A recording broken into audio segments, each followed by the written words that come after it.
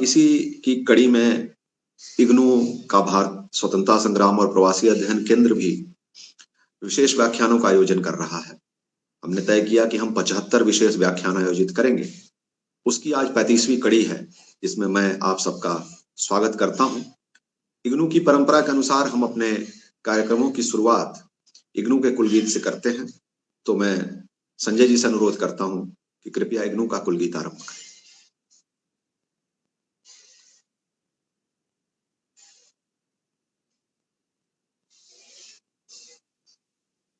ये है जन जन का विश्वविद्यालय।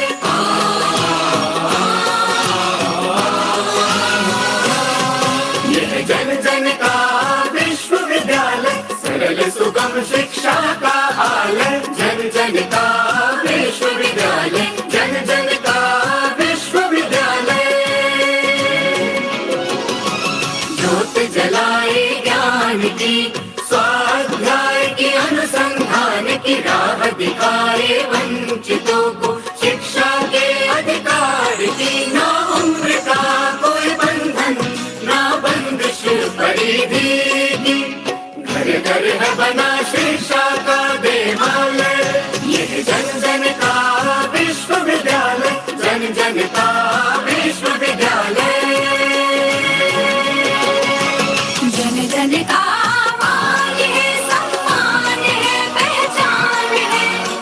जन का मान सम्मान पहचान है। राष्ट्र का आह्वान है, अभिमान है, अभिमान है। राष्ट्र का आह्वान, वरदान, अभिमान है। सर्व सुलभ सर्वोत्तम शिक्षा का है वादा, मुक्त और दूरस्थ शिक्षा का महालय। यह जन जन का विश्वविद्यालय, जन जन का विश्वविद्यालय। देश विदेश पटल पर भूषित, नवाचार से सज्जित, गुणवत्ता से परिपूरित। ज्ञान वाणी ज्ञान दर्शन, ज्ञान कोश से संचित, ज्ञान कोश से संचित। सर्वगुण संपन्न शिक्षा का हिमालय, शिक्षा का हिमालय। यह जन जन का विश्वविद्यालय, जन जन का विश्वविद्यालय।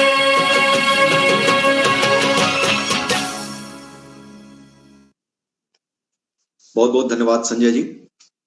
आज जो विशेष व्याख्यान आयोजित होने जा रहा है, जैसा कि मैंने पहले भी कहा कि 35वीं कड़ी पे हम खड़े हैं। प्रमुख वक्ता के रूप में आज हमारे साथ श्री अखिलेश झा जी उपस्थित हैं।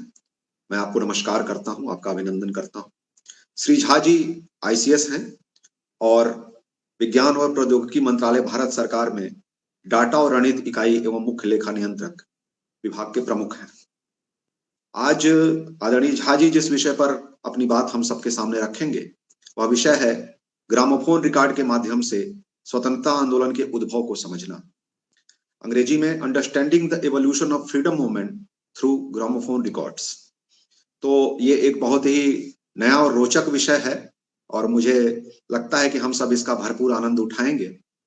और आज हमारे साथ आदरणीय प्रोफेसर सत्यकाम सर भी उपस्थित हैं, जो हमारे इग्नू के समकुलपति और स्वाधीनता संग्राम तथा प्रवासी अध्ययन केंद्र के निदेशक हैं।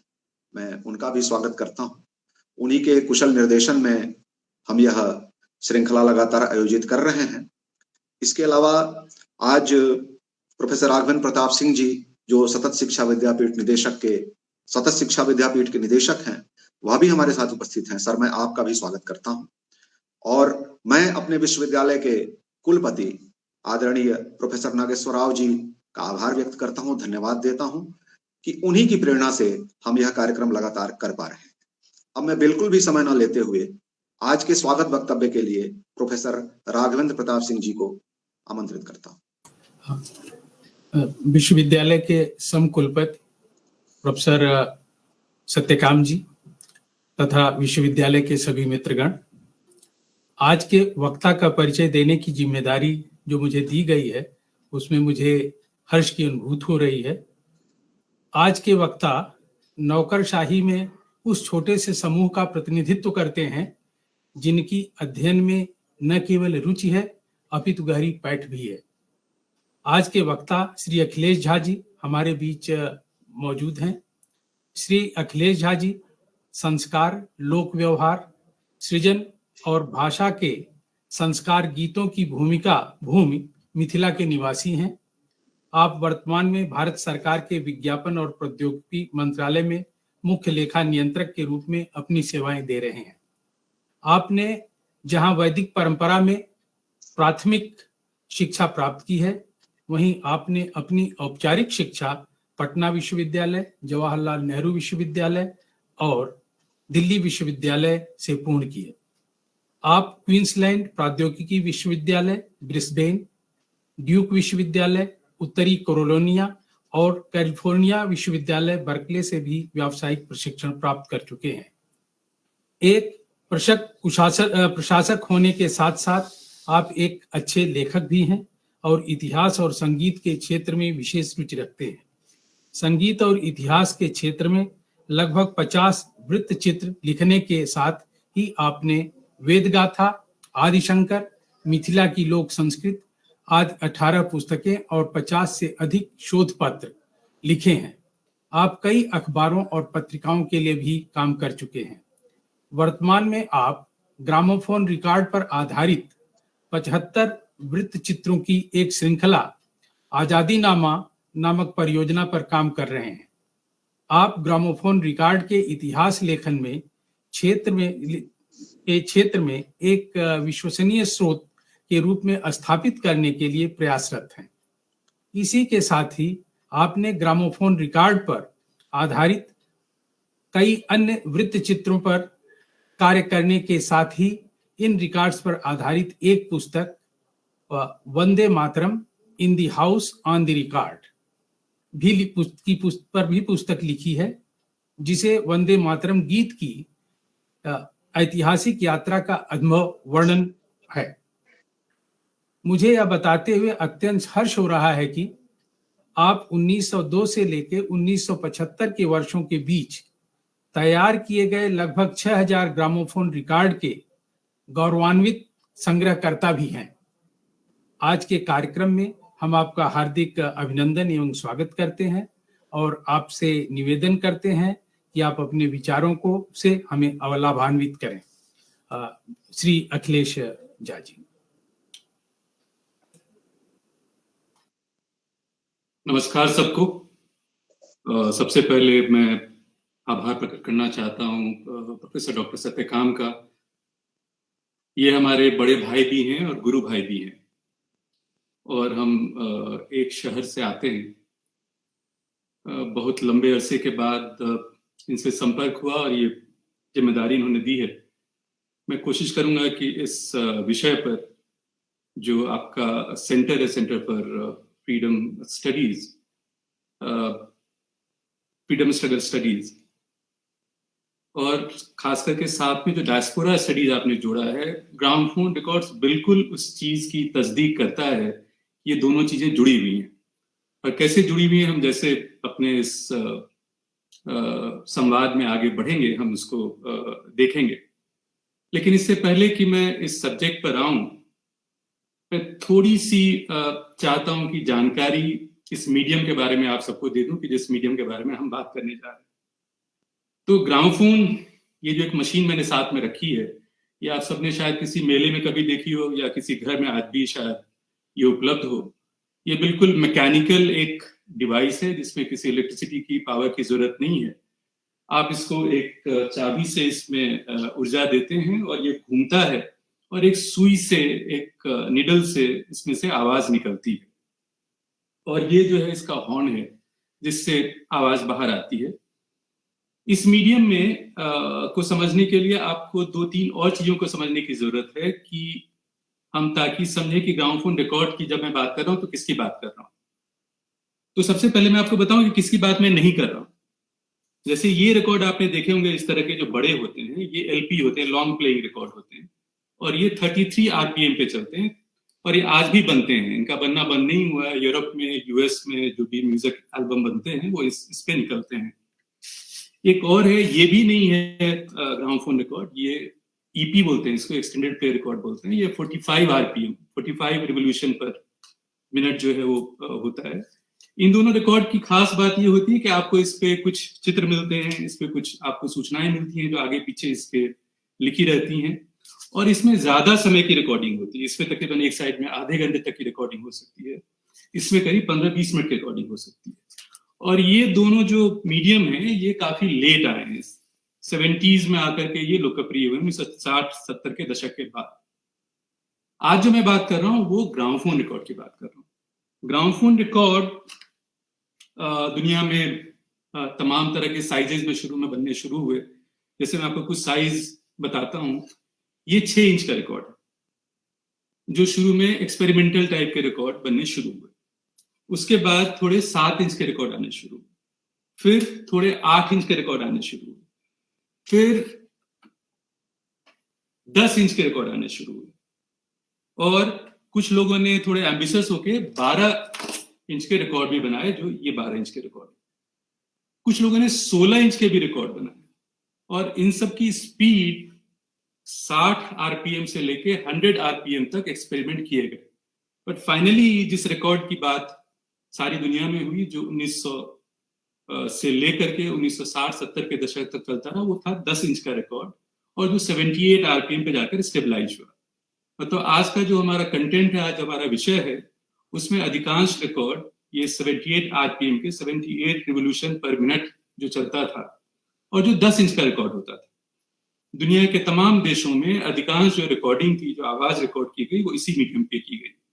और जब हम 10 इंच की बात करते हैं तो इसका ड्यूरेशन 3 मिनट एक साइड होता था। शुरुआत के जो ग्रामोफोन रिकॉर्ड थे वो 1 साइडेड होते थे, दोनों साइड रिकॉर्डिंग नहीं होती थी। तो पहले एक रिकॉर्ड में आपको सिर्फ 3 मिनट की रिकॉर्डिंग मिलती थी। बाद के रिकॉर्ड में दोनों साइड होने लगे तो आपको 6 मिनट की रिकॉर्डिंग मिलती। इस मीडियम को समझने के बाद मैं आप सबकी अनुमति से अपने छोटे से उद्बोधन पे आता हूँ, और साथ में एक छोटा सा प्रेजेंटेशन आपसे शेयर करना चाहता हूँ।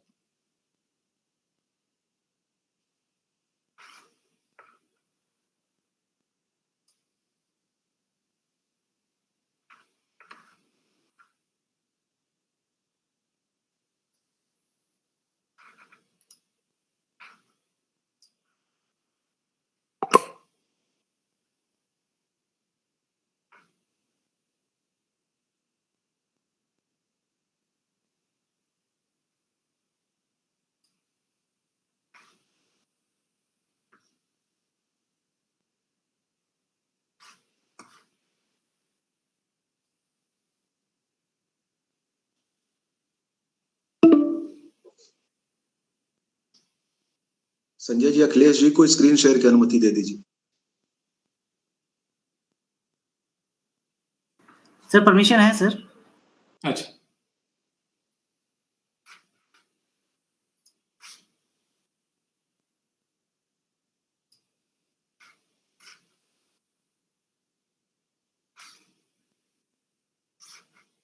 पूरी है क्या? सर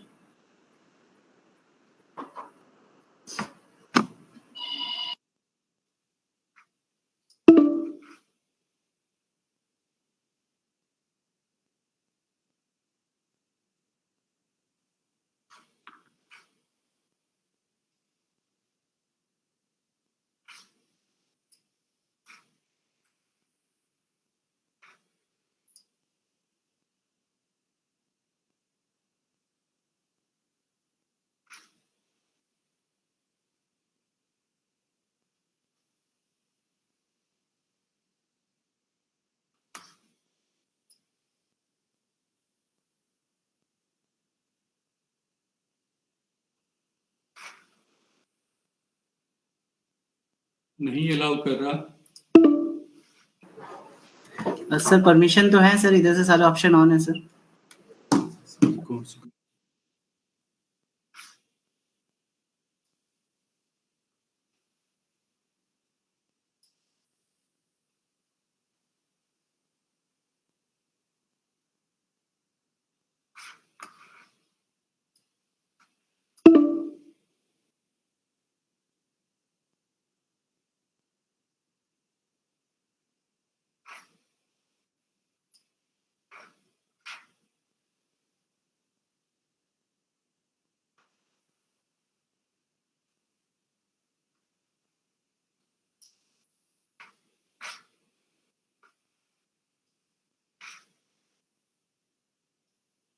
अलाउ नहीं कर रहा है ये।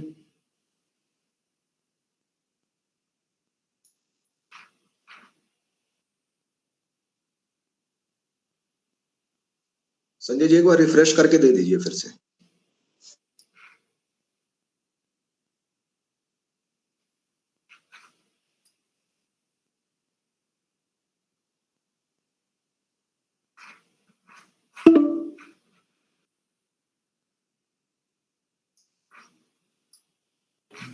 सर दोबारा ट्राई कीजिए सर।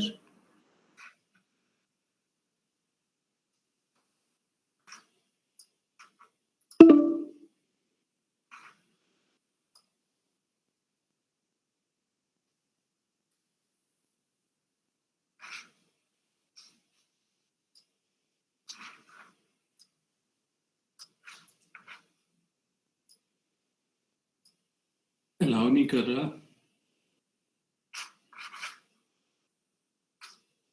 आपको मेरा स्क्रीन दिख रहा है क्या? जी सर। गूगल खुला हुआ दिख रहा है क्या? नहीं सर, आपकी स्क्रीन शेयर नहीं है सर। आप सिर्फ आप दिख रहे हैं सर, आपकी स्क्रीन नहीं आ रही। तो वही वो बोल रहा परमिशन नहीं है आपको।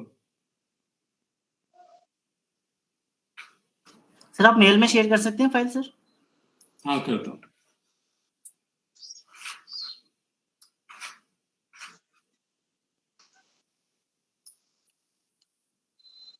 सर आप मेल में कर दीजिए, वो उसको प्ले कर देंगे। मैं कर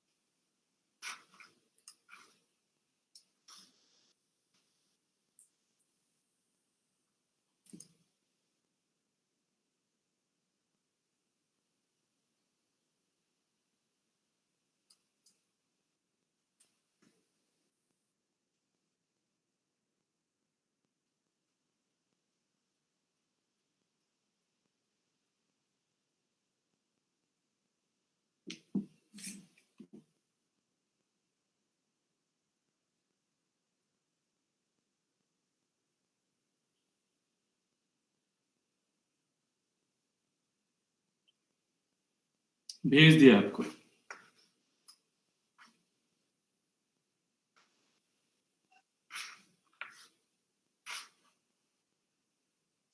संजय जी अगर आप प्ले कर दें तो सर बोलते जाएंगे।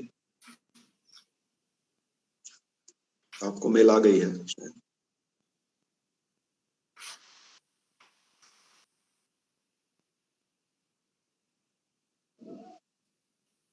जब तक वो डाउनलोड करते हैं और शेयर करते हैं तब तक मैं अपनी बात थोड़ी सी आगे ले चलता हूँ कि 1902 में पहली बार जो ग्रामोफोन रिकॉर्ड जो मैंने आपको अभी दिखाया, ये पहली बार 1902 में हमारे यहाँ रिकॉर्ड होने की सुविधा शुरू हुई कलकत्ता में। उससे पहले अमेरिका में और इंग्लैंड में थोड़ी सी रिकॉर्डिंग हुई थी और इंडियन वॉइस की भी रिकॉर्डिंग हुई थी। जो पहली रिकॉर्डिंग इंडियन वॉइस की हुई थी वो 1899 में लंदन में हुई थी। 1907 से पहले चाहे दुनिया में कहीं भी रिकॉर्डिंग हो रही हो, रिकॉर्ड प्रेस होने के लिए इस शेप में आने के लिए सारे जो रिकॉर्ड्स हैं वो हैनोवर में जाते थे।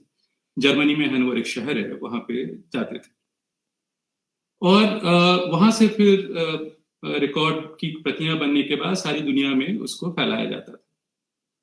1902 में ये जो ग्रामोफोन कंपनी लिमिटेड थी, जिसकी शुरुआत अमेरिका में हुई थी और जिसका ब्रांच ऑफिस इंग्लैंड में खुला था और जिसके ओनर्स ओरिजिनली जो है वो अमेरिकी मूल के लोग थे, तो उन लोगों ने सोचा कि ये जो ग्रामोफोन मशीन है इसकी बिक्री तभी ज्यादा होगी जब कंटेंट जो है वो लोकल होगा। यानी आप यदि हिंदुस्तान में बेचना चाह रहे हैं तो हिंदुस्तान की भाषाओं में और हिंदुस्तान में जिन चीजों को पसंद किया जाता है ओरल ट्रेडिशन में, उसको यदि हम कंटेंट के रूप में लाएं तो शायद हमारी ये जो मशीन है वो ज्यादा बिक सकती है। तो जो पहला एक्सपेडिशन हुआ, बिल्कुल सही है, तो जो पहला एक्सपेडिशन हुआ, इसको आप फुल ये कर दें ताकि वो राइट साइड वाला ना दिखे।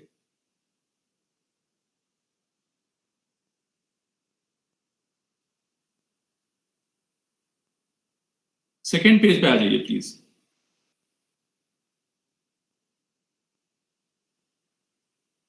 संजय जी नेक्स्ट पेज पे आ जाइए जी। तो मैं बात कर रहा था कि ये जो ग्रामोफोन रिकॉर्ड है वो पहली बार 1902 में रिकॉर्ड होने के लिए इंडिया में कुछ इंजीनियर आए अपनी मशीनों का लेकर के, और उसके बाद उन्होंने सबसे पहले कलकत्ता में कुछ आर्टिस्ट की रिकॉर्डिंग की, जिनमें से कुछ नाम आप शायद जानते होंगे, जैसे गौहर जान हैं, जैसे जानकी बाई हैं, जैसे मिस दुलारी हैं, जैसे मिस बेदना दासी हैं, जैसे मिस रानी हैं। ये बहुत तरह की ये जो गायक गायिकाएं थी वहां पर कलकत्ता में, उनकी आवाज को रिकॉर्ड करने की कोशिश की गई। उसमें से कुछ जो है वो जिनकी क्वालिटी अच्छी नहीं थी, उसका ग्रामोफोन रिकॉर्ड नहीं निकल पाया, लेकिन जो कुछ रिकॉर्ड थे वो इतने सुपरहिट साबित हुए कि सबने, पूरे देश में और देश के बाहर भी लोगों ने उसको पसंद करना शुरू किया। अब इस नए मीडियम के आने से क्या चीजें बदली, उसको पहले हमको अप्रिशिएट करने की जरूरत है। सबसे पहले क्या हुआ कि साउंड अब पोर्टेबल हो गया। पहले यदि आपको किसी कलाकार को सुनना था तो या तो कलाकार आपके पास आए या आप कलाकार के पास जाए, कोई वक्ता आपके पास आए या आप वक्ता के पास जाए, तभी आप उसकी आवाज सुन सकते थे। इस ग्रामोफोन रिकॉर्ड के आने के बाद अब आप अपने ग्रामोफोन पर इसको कभी भी बजा सकते थे, कभी भी सुन सकते थे। तो शुरू में ये सिर्फ एक कुतूहल का सब्जेक्ट था, इसीलिए आप शुरुआती रिकॉर्ड में देखेंगे कि उसमें चिड़ियों की आवाज है, उसमें रेलगाड़ी के चलने की आवाज है, उसमें कुछ मजाहिया या मजाकिया रिकॉर्ड हैं जो कॉमिक रिकॉर्ड कहलाते थे, उस तरह के रिकॉर्ड हैं।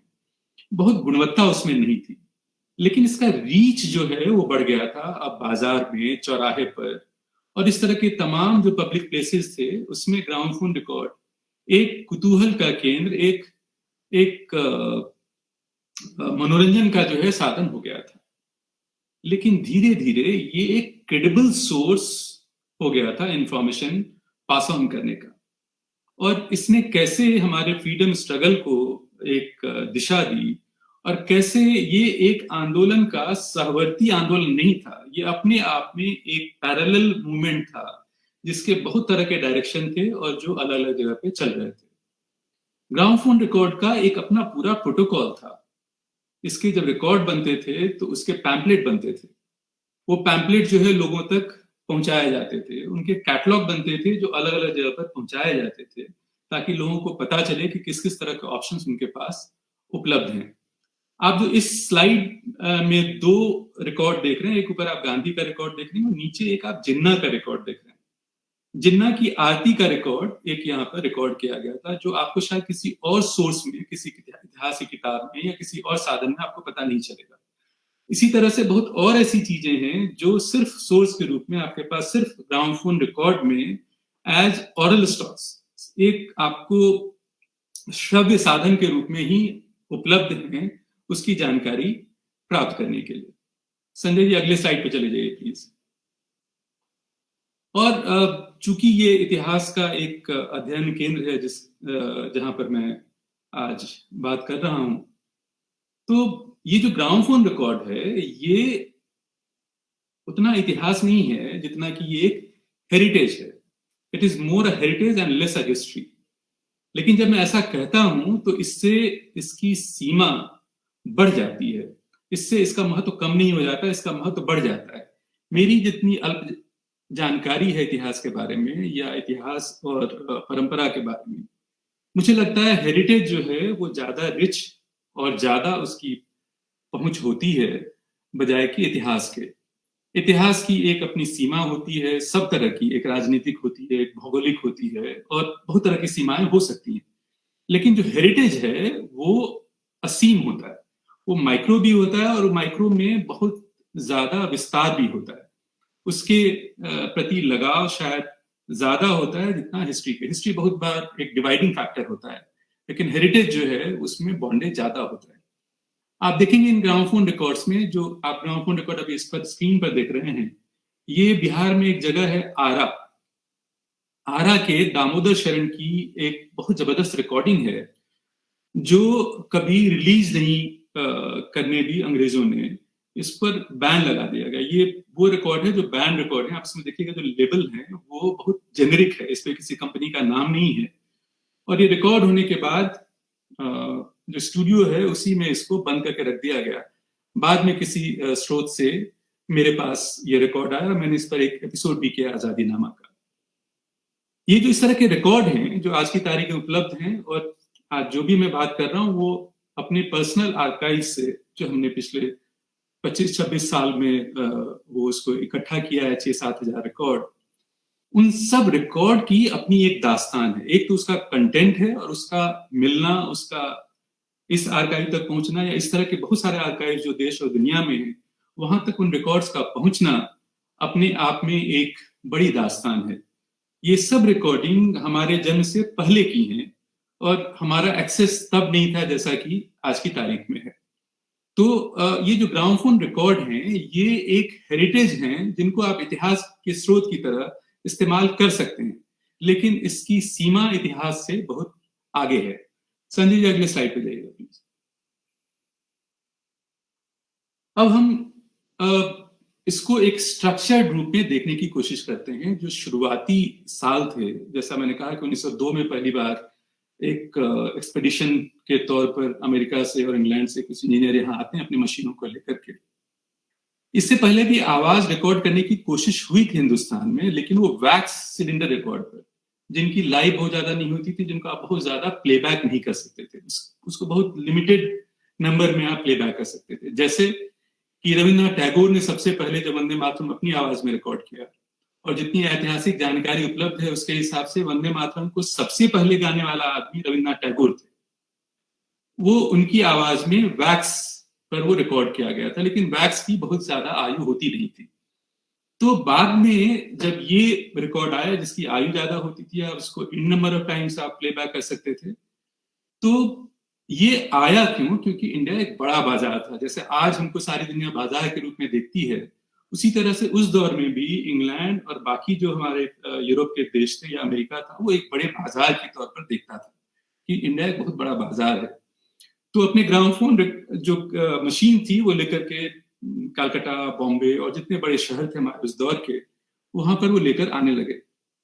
लेकिन उन्होंने देखा कि उसके साथ जो अंग्रेजी वो रिकॉर्ड ला रहे हैं, जो आवाज निकलती है, उसमें लोगों की बहुत रुचि हो नहीं रही।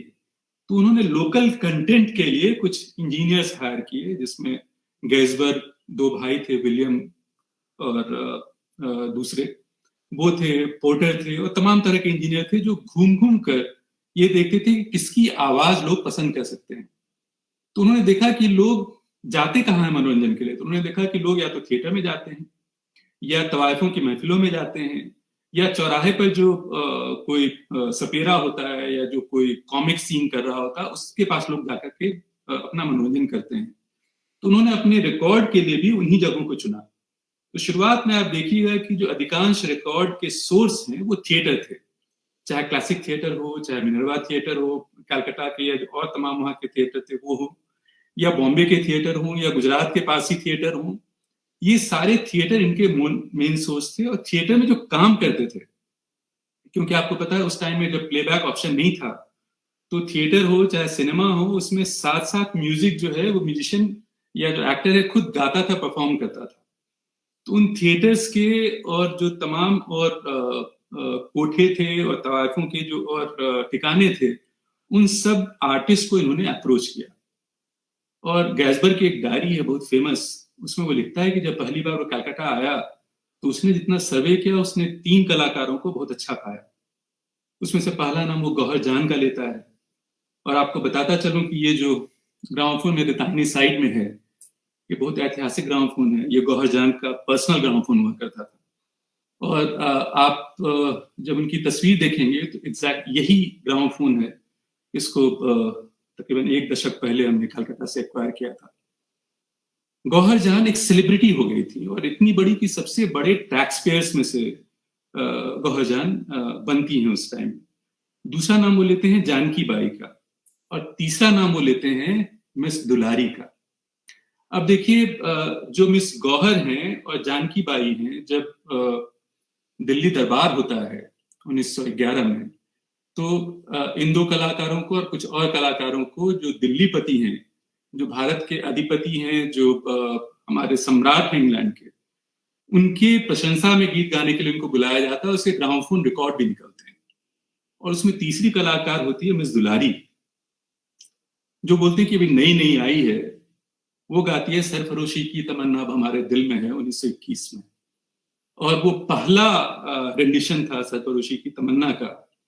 और उसी टाइम में जब रिसर्च हुआ तो मेरी अपनी जानकारी में आजादी के बाद ये पता चला कि जो सरफरोशी की तमन्ना है, इसके लेखक जो हैं वो राम प्रसाद बिस्मिल नहीं है। इसके लेखक पटना के अजीमाबादी, बिस्मिल अजीमाबादी थे, जिन्होंने इसको लिखा था।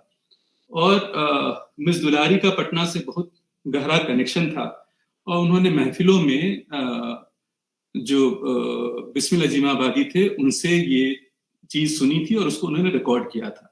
ये 100वां साल है उस सरफरोशी की तमन्ना जो तराना है उसका, 1921 में ये लिखा गया था। तो ये लोकल कंटेंट जो था वो ज्यादा लोगों को अट्रैक्ट करेगा, ये समझते हुए जो बाहर की कंपनियां थी उन्होंने हमारे कलाकारों को, हमारे थिएटर को, हमारी महफिलों को उन्होंने कॉन्टैक्ट किया। अब उसमें एक सीमा ये थी कि यदि आप किसी बड़े कलाकार के पास जा रहे हैं उस जमाने में, तो वो बड़ा ख्याल गाता था या छोटा ख्याल भी गाता तो 10-15 मिनट तो गाता ही गाता था। इनको ऐसे कलाकार चाहिए थे जो 3 मिनट में अपनी बात पूरी कर दे, जो भी उसके पास कंटेंट है वो 3 मिनट में उसको अदा कर दे, क्योंकि इस रिकॉर्ड में 3 मिनट का ही, और उस समय सिंगल साइडेड रिकॉर्ड होता था, वो रिकॉर्ड हो जाए। तो उसके लिए वही कलाकार जो है अग्री कर सकते थे जिनके पास ठुमरी, दादरा या इस तरह के जो कंटेंट हैं वो अवेलेबल थे। तो शुरुआती जितने कलाकार हैं वो इसी तरह के गाने रिकॉर्ड करते थे इसमें। और कुछ इनके पास जो स्रोत थे, क्योंकि आपको पता है कि जब देश गुलाम था तो अंग्रेज, चाहे वो अधिकारी हों या व्यापारी हों, उनका ज्यादा एक्सेस जो है यहाँ के राजा, यहाँ के नवाब, यहाँ के जमींदारों तक था। और जितने राजा, नवाब और जमींदार थे, इन सब के दरबार में बहुत तरह के कलाकार होते थे। और वे कलाकार ज्यादातर अपने जो भी आका होते थे, जो उनके पेट्रन होते थे, उनके कहने पे जो भी कंटेंट वो चाहते वो उनको दे सकते थे। तो उनके निर्देश तो कुछ बड़े बड़े कलाकारों में, जैसे प्यारा साहब हैं। प्यारा साहब अपने जमाने के बहुत बड़े कलाकार थे, लेकिन वो चूंकि दरबार में थे तो राजा के कहने पे 3 मिनट की रिकॉर्डिंग कर सकते थे। लेकिन बहुत सारे ऐसे कलाकार थे जो इस तरह के डायरेक्शन को नहीं लेते थे और उन्होंने अपनी चीजें रिकॉर्ड नहीं की। तो आप उस दौर के बहुत बड़े बड़े कलाकारों को शुरू में आप ग्रामोफोन रिकॉर्ड पर नहीं देखते हैं, क्योंकि न तो वो गा सकते थे 3 मिनट का, न वो उसको बहुत उपयुक्त समझते थे। तो ये शुरुआत का 1902 से 1905 का फेज है। 1905 मैंने इसलिए ब्रैकेट लगाया कि 1905 में बंग भंग होता है, उसका सारी चीजें बदलती हैं। Sanjay ji next slide please. 1905 में आप सब जानते हैं कि बंगाल का विभाजन होता है और यहां से जो हमारा स्वाधीनता का आंदोलन है वो एक बहुत तीव्र गति से परिवर्तनों को देखता है या परिवर्तनों को दिशा देता है। उसमें जो सबसे बड़ा इम्पैक्ट हुआ वो था ग्रामोफोन रिकॉर्ड का। अब इस ग्रामोफोन रिकॉर्ड का 1905 के बंग भंग का क्या रिलेशन है, सामान्यतः ऐतिहासिक किताबों में आपको उसका विवरण नहीं मिलता है, लेकिन मैं आपको बताऊं कि जब 1905 में बंगाल का विभाजन हुआ तो सबसे पहले ग्रामोफोन रिकॉर्ड का जो प्रयोग है वो हमारे हुक्मरानों ने किया, ब्रिटिश हुकूमत ने किया। कैसे किया? तो लॉर्ड कर्जन ने, चूंकि हम विरोध कर रहे थे बंगाल के विभाजन का और कर्जन की ये योजना थी, कर्जन ने एक मैसेज पढ़ा जिसको ओरिजिनली इंग्लिश में रिकॉर्ड किया गया और फिर तमाम भारतीय भाषाओं में उसको अनुवाद करके उसका रिकॉर्ड बना करके दूर दूर तक पहुंचाने की कोशिश की गई कि बंगाल का विभाजन क्यों जरूरी है। आप ये समझिए कि इस मीडियम को सरकारी तंत्र भी कितना महत्वपूर्ण समझता था, क्योंकि आवाज ज्यादा असर करती थी। हमने तुरंत जो उनका ये तरीका था उसको अपना लिया और आप देखिए कि हमारे जो नेता थे उन्होंने बंग भंग का, सुरेंद्रनाथ बैनर्जी ने वंदे मातरम के पक्ष में एक भाषण रिकॉर्ड किया और उसको सर्कुलेट करने की कोशिश की गई। इसी तरह से तमाम अन्य कलाकारों ने, इसमें आप देखिएगा सत्यभूषण गुप्ता एक बहुत बड़े गायक थे बंगाल के, उन्होंने वंदे मातरम को रिकॉर्ड किया। एनसी मुखर्जी थे, उन्होंने उसको रिकॉर्ड किया। उस दौर के और बहुत सारे लोगों ने वंदे मातरम को रिकॉर्ड किया और जैसे कर्जन बंग भंग क्यों होना चाहिए उसके पक्ष में अपनी बात रख रहे थे, ये लोग वंदे मातरम को रिकॉर्ड करके दूर दूर तक लोगों को पहुंचाने की कोशिश कर रहे थे।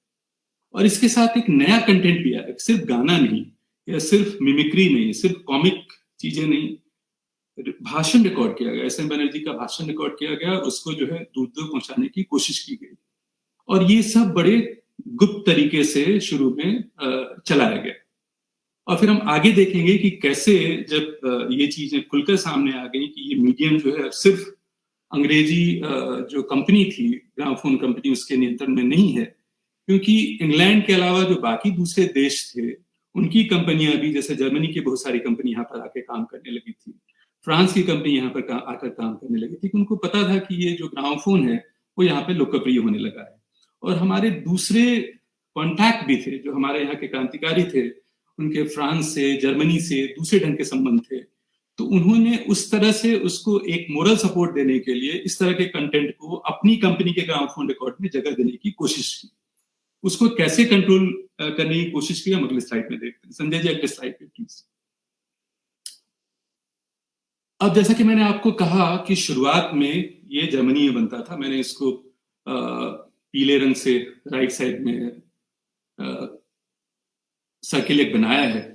तो जो नीचे आप रिकॉर्ड देख रहे हैं यहाँ पर, ये वाला रिकॉर्ड, ये कलकत्ता के आर्टिस्ट का तो है, लेकिन ये जो प्रेस हुआ उसी का बैक साइड है। इस पर आप देखिएगा कि यहाँ पे लिखा हुआ है कि क्रिएटेड इन हैनोवर, की जर्मनी से बनकर आया है।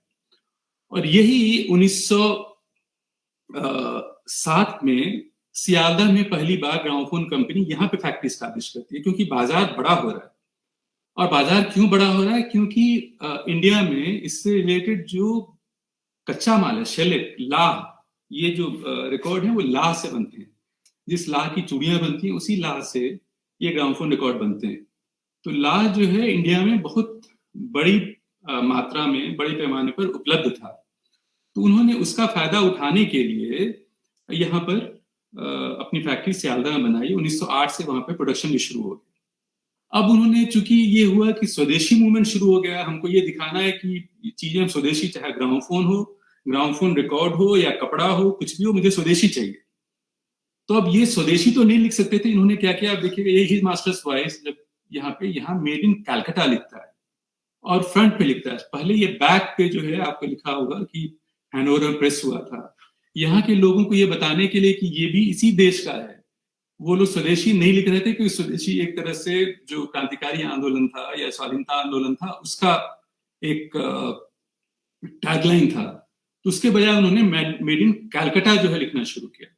जो हमारे यहाँ की अपनी कंपनियां थी उसमें आप देखिएगा नीचे इंडियन थ्रू आउट, कोई स्वदेशी रिकॉर्ड लिखता था, कोई थ्रू आउट इंडियन लिखता था, कोई बोलता था कि मेड इन इंडिया। तो ये जो कॉन्फ्लिक्ट है ये हमारा 1905 में ग्रामोफोन रिकॉर्ड में भी दिखता है, और सबसे पहले यही दिखता है आपको बहुत खुल करके। अब इसके बाद चूंकि स्वदेशी आ गई और तमाम तरह की और चीजें आ गई, तो अब क्वेस्ट ऑफ मोनोपोली शुरू हो गई। जो इंग्लैंड की कंपनी थी ग्रामोफोन कंपनी लिमिटेड, जो इंग्लैंड के जो हमारे हुक्मरान थे उनके संरक्षण में कंपनी थी, वो देख रही थी कि तमाम बाहर की और दूसरी कंपनियां और देश की अपनी कंपनियां इनको बहुत बड़े पैमाने पर कंपटीशन दे रही थी। तो अब किसी न किसी तरीके से उनको रोकना था। तो सबसे पहला जो उनके पास हथियार था वो था सेडिशन का, कि आप कहिएगा कि आप जो है देशद्रोही कोई कंटेंट इसमें ला रहे हैं, आप जो है वो सत्ता के या जो सम्राट के या साम्राज्ञी के विरुद्ध कोई कंटेंट आप दे रहे हैं, तो आपको उसके विरुद्ध जो है ये दिखता है, इसलिए हम आपके ऊपर बैन लगा रहे हैं। उन्होंने बहुत सारी कंपनियों को पे बैन लगा दिया, बहुत सबके कंटेंट जो है वो जब्त कर लिए, और बहुत को बिल्कुल जो उन्होंने बैंकरप्ट सा कर दिया बहुत तरीके से उनको दबा करके। अगले इस पे जाइएगा संजय जी। आपको पहले एक पूरा जो इसका टाइम सीरीज है ग्रामोफोन रिकॉर्ड्स का, उसमें और जो हमारा स्वाधीनता आंदोलन था उसमें इसको जोड़कर देखने की कोशिश करते हैं। तो जो पहला हमारा फेज है जो अभी तक हमारा चल रहा है वो है gramophone recordings till first world war. First world war क्यों हमने लिया कि वर्ल्ड वॉर में जब हमारे पास हथियार और तमाम तरह की चीजों की जरूरत थी, तो एम्युनिशन में शेलक का बहुत बड़े पैमाने पर प्रयोग होता है। तो इस पीरियड को जो हमारा विश्व युद्ध था उसके टाइम में, एक तो चूंकि हमारे जो ब्रिटिश हुक्मरान थे उनको हथियारों के लिए इसकी जरूरत भी थी, और दूसरा इस जरूरत को दिखाते हुए उन्होंने इस पर एक नियंत्रण करने की कोशिश की। नियंत्रण इस तरह से किया कि सबका उन्होंने जब्त कर दिया, बोला कि अभी हमको शेलिक चाहिए, सारे उन्होंने उसको गला दिए जितना वो जब्त कर सकते थे, और गला के उन्होंने उसको एम्युनिशन की तरह यूज कर दिया।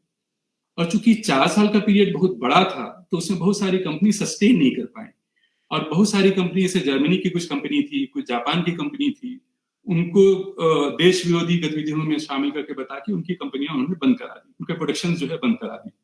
तो ये हमारा एक फर्स्ट वर्ल्ड वॉर तक का एक फेज है। और इस दौरान आप देखिएगा 14 से 18 के बीच में हमारी बहुत कम रिकॉर्डिंग होती है, नहीं के बराबर रिकॉर्डिंग होती है, क्योंकि उस समय रिकॉर्ड ही नहीं निकल रहे थे। तो इस समय का कोई कंटेंट आपको बहुत मिलता नहीं है इतिहास में। ड्यूरिंग फर्स्ट वर्ल्ड वॉर में बात कर ली कि उन्होंने प्रोडक्शन बंद करा दिया। अब फर्स्ट वर्ल्ड वॉर खत्म होने के बाद और 1925 तक क्या होता था कि जो रिकॉर्डिंग होती थी उसमें आवाज यहीं से रिसीव भी की जाती थी। ये जो हॉर्न है, इसी हॉर्न से आप आवाज जो है वो देते भी थे, पुश भी करते थे, और मैकेनिकली जो है वो उसके ग्रूव्स बनाता था, फिर हम उसकी मदर और फादर कॉपी बनाते थे और उससे सारी चीजें कॉपी करते थे। 1925 में हमने माइक्रोफोन को रिकॉर्डिंग के लिए यूज करना शुरू किया। अब फर्क ये हुआ कि 1925 से पहले की जब आप रिकॉर्डिंग सुनेंगे उसमें जो गायक है बहुत नजदीक आकर गा रहा है, उसकी आवाज आपको क्लियर होगी, और वो पास भी आकर के गा रहा है तो उसको बहुत हाई पिच में गाना पड़ता था, और उसके साथ जो तबले वाले, ढोलक वाले, पखावज वाले, बाकी जो आर्टिस्ट हैं उनकी आवाज आपको बहुत कम सुनाई देती थी। माइक्रोफोन के आने के बाद आप एक से ज्यादा कलाकार को, एक से ज्यादा जो उनके और ये थे, तो क्वालिटी जो है अब रिकॉर्डिंग की बहुत अच्छी होने लगी, और इसलिए उसका बाजार भी जो है वो बड़ा होने लगा 1925 के बाद। तो ये एक बड़ा चेंज था जो आपको 25 के बाद दिखता है। और फर्स्ट वर्ल्ड वॉर के बाद और 25 के बीच में एक छोटी सी घटना आपको बताऊं कि जब असहयोग आंदोलन चल रहा था उस टाइम में भी ग्रामोफोन रिकॉर्ड पर अद्भुत रिकॉर्डिंग जो है वो रिलीज हुई है, जो गांधी कैसे असहयोग कर रहे हैं, गांधी कैसे सत्याग्रह कर रहे हैं, इस पर गुजरात के छोटे छोटे कलाकार अपने पैसे से ग्रामोफोन बनवाते थे और उसको रिलीज करवाते थे, और जाकर खुद बाजार में, चौराहे पर बजाने की कोशिश करते थे, और बहुत लोगों को पकड़कर जेल में भी डाल दिया जाता था। अब 1925 से सेकेंड वर्ल्ड वॉर के बीच में जो है वो सबसे ज्यादा दमनकारी टाइम था ग्रामोफोन रिकॉर्ड्स के लिए। आप यदि उस टाइम के प्रोस्क्रिप्शन के आप यदि डिटेल्स देखेंगे नेशनल आर्काइव्स में, तो इतने ग्रामोफोन पर उन्होंने पाबंदी लगाई, इतनी तरह से उनको क्रश करने की कोशिश की। कुछ भी आपको कंटेंट मिलेगा जो उस समय के उपनिवेशवादी जो ताकतें थी उनके खिलाफ जा रही हैं, तो उसको तुरंत उस पर प्रतिबंध लगा दिया जाता था और उसको जब्त कर लिया जाता था। लेकिन वर्ल्ड वॉर के बाद, चूंकि हमने फर्स्ट वर्ल्ड वॉर में भी और सेकेंड वर्ल्ड वॉर में भी ऑफिशियली जो ब्रिटिश हुकूमत थी उसको सपोर्ट किया था, हम उनके साथ लड़ रहे थे। तो ये पता था कि सेकेंड वर्ल्ड वॉर के बाद वो कुछ हमको ऑटोनॉमी मिलेगी, कुछ सत्ता का हस्तांतरण होगा और बहुत तरह की चीजें थी। तो सेकेंड वर्ल्ड वॉर के बाद वो जो दमन था वो धीरे धीरे आपको कम होते दिखाई देने लगता है, और आपको वैसे कंटेंट मिलते हैं जिसमें कि आजादी की आशा आपको सुनाई देती है, आप आजादी आने वाली है ऐसे गीत आपको सुनाई देते हैं। और ऐसे सैकड़ों रिकॉर्ड हैं जो ग्रामोफोन रिकॉर्ड में आपको मिलते हैं अलग अलग भाषाओं में। अगले इस पे आ जाएगा संजय जी। अब चूंकि ये बहुत बड़ा कैनवस है ग्रामोफोन जो रिकॉर्ड है, उसकी दुनिया बहुत बड़ी है, मैं सिर्फ एक केस स्टडी के तौर पर आपको वंदे मातरम के जो ग्रामोफोन रिकॉर्ड है उसके थ्रू कुछ बातें आपसे शेयर करना चाहता हूं। जो ग्रामोफोन रिकॉर्ड है वो एक प्रतीक है कि हमारे संगीतकारों ने, हमारे संगीत ने, हमारे जो टॉकिंग मशीन्स जो इनको ग्रामोफोन को बोलते थे, इनके जो मर्चेंट्स थे, उनके जो जर्नल्स थे, उनका क्या योगदान है देश के आजादी के आंदोलन में।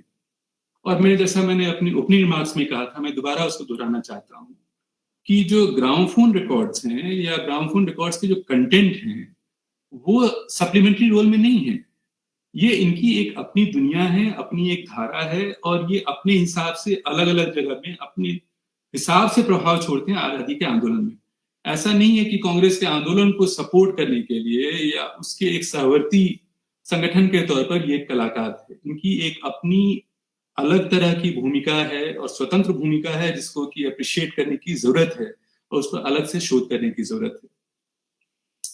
वंदे मातरम में आप देखिएगा कि जो इसके स्टॉक्स हैं, जितने करीब मेरी जितनी जानकारी है, जितना मैंने कंपनियों के कैटलॉग्स में और तमाम शोधों से जाना है कि तकरीबन 55 तरह की रिकॉर्डिंग वंदे मातरम की हुई थी 1905 से लेकर के 1947 तक। 55 कलाकारों ने अलग अलग तरीके से इसको गाने की कोशिश की थी, और उन सब में आपको इतिहास, जैसे हमारा स्वाधीनता आंदोलन में जिस तरह के बदलाव आते हैं, वो आपको उस रिकॉर्ड के लेवल से लेकर के, उसके कंटेंट से लेकर के, उसकी अदायगी तक में आपको वो परिवर्तन दिखते हैं।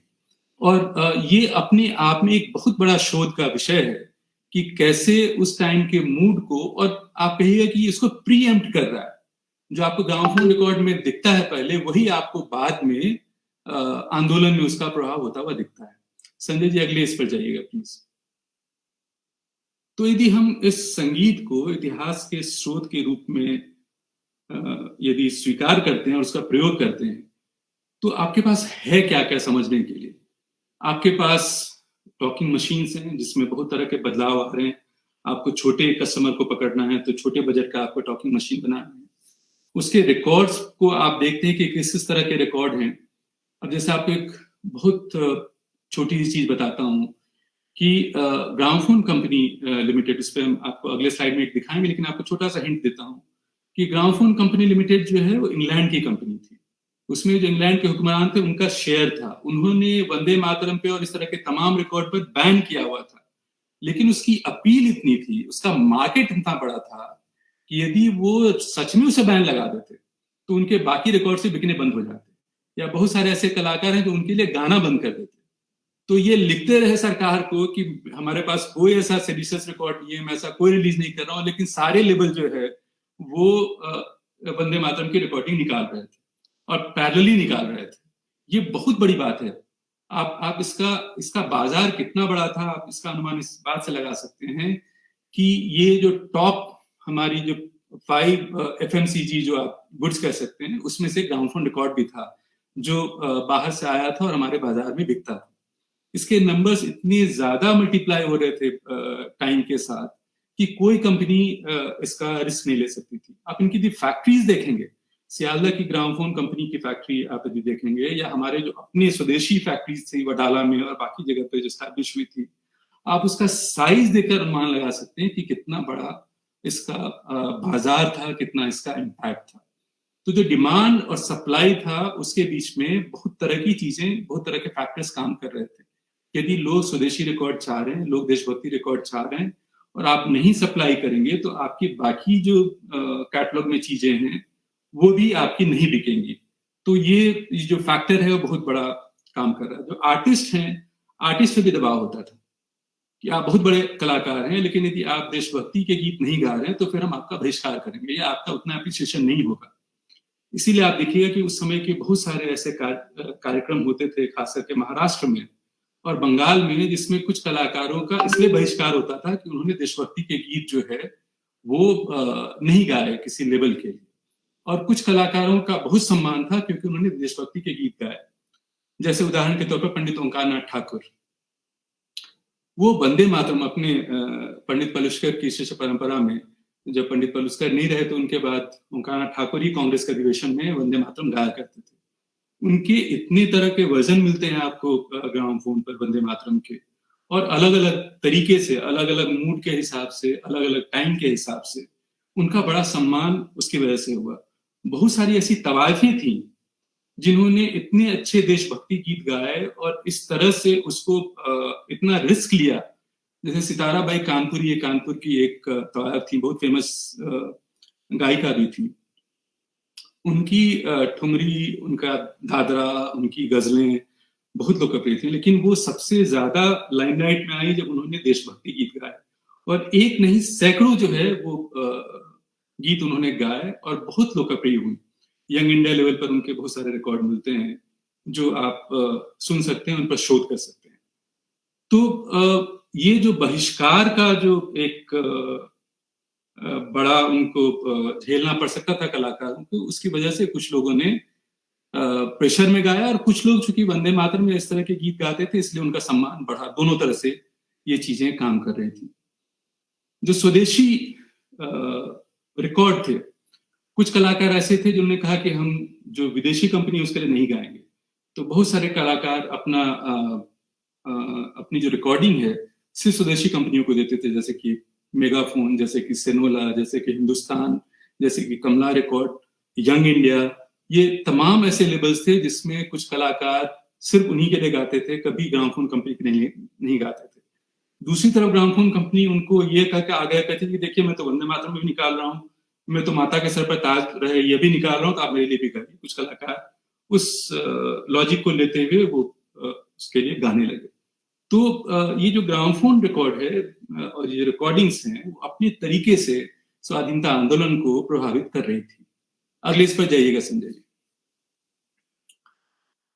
अब यदि मैं वंदे मातरम को सिर्फ आपको 4 फेज में समझाने की कोशिश करूं ग्रामोफोन रिकॉर्ड के माध्यम से, तो जो पहला फेज है 1906 से पहले विश्व युद्ध तक, मतलब भंग के बाद और प्रथम विश्व युद्ध तक, तो आप उसमें देखिए कि डिवोशनल टच है। जैसे कि आप कोई भगवती की वंदना गाते हैं, खास करके बंगाल में से श्यामा संगीत है या राम प्रसादी है।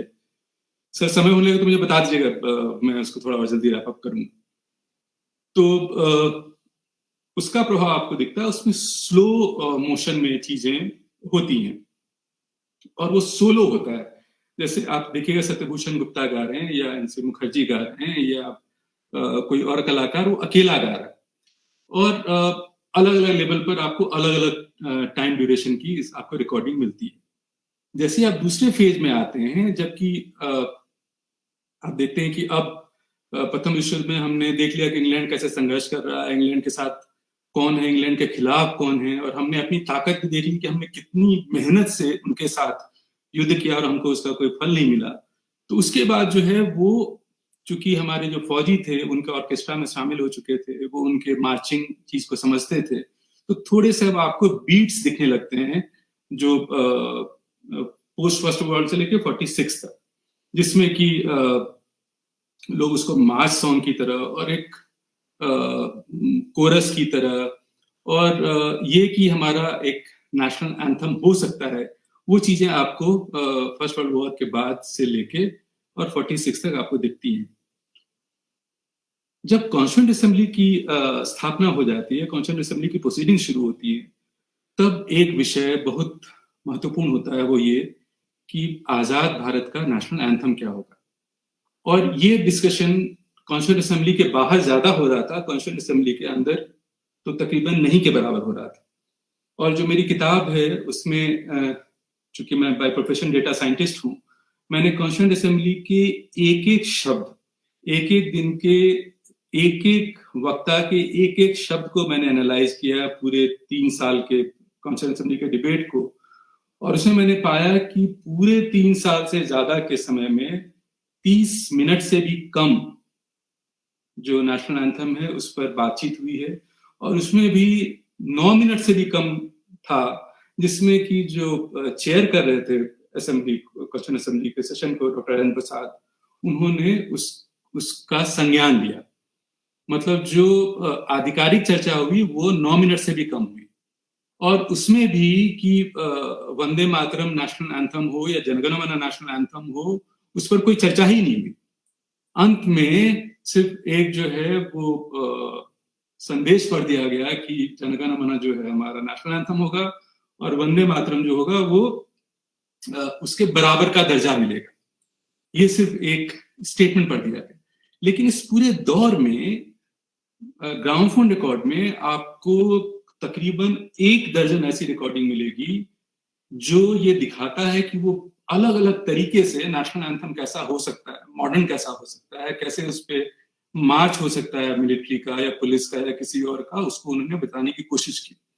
क्योंकि नेहरू जी ने एक स्टेटमेंट दिया था कॉन्स्टिट्यूएंट असेंबली में, और उन्होंने बाहर भी लोगों को चिट्ठी लिखी थी कि हम जनगण मन को इसलिए सिलेक्ट कर रहे हैं क्योंकि इसमें एक रिदम है जो वंदे मातरम में मिसिंग है।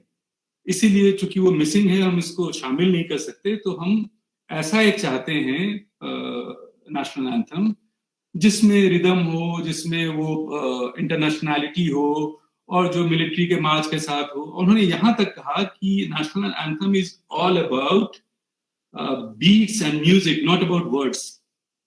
और ये बहुत आपत्तिजनक था।